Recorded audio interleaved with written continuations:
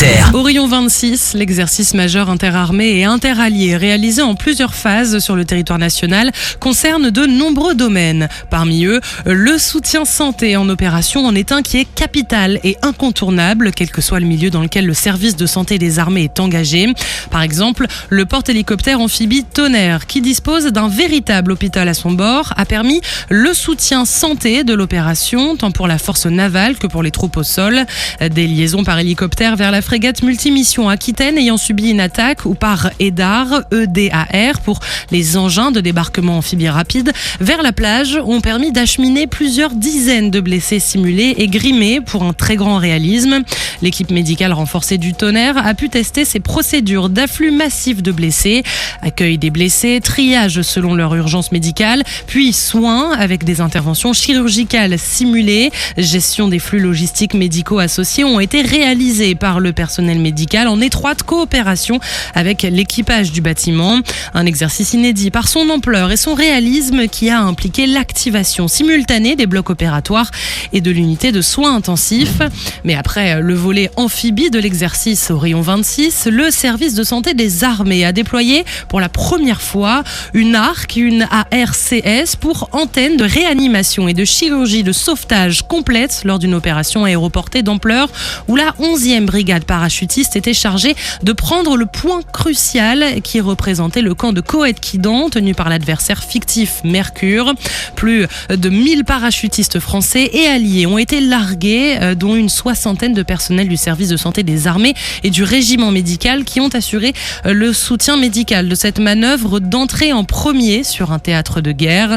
Dès le posé des troupes au sol, des incidents santé ont été injectés dans le scénario afin de déclencher l'action de l'ensemble de la chaîne santé, de la récupération du blessé jusqu'à sa prise en charge par différents hôpitaux déployables appelés rôle 1 ou 2.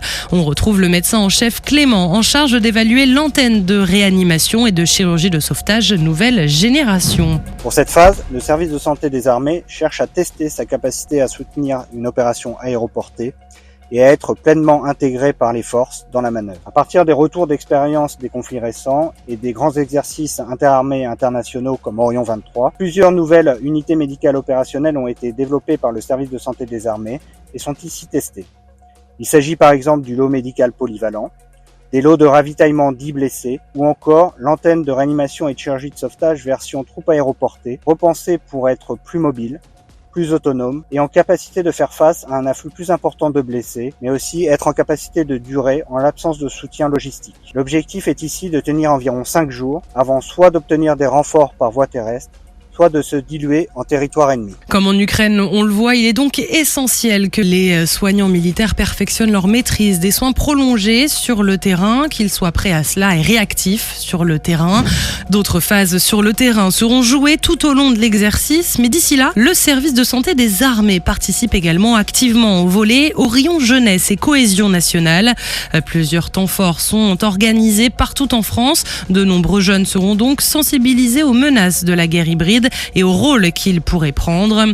Rencontres, ateliers, échanges, animations, partout en France, des événements sont organisés. Sur Paris, un webinaire sur la lutte contre la désinformation en santé a été animé par Michel Simès, réserviste citoyen du service de santé des armées.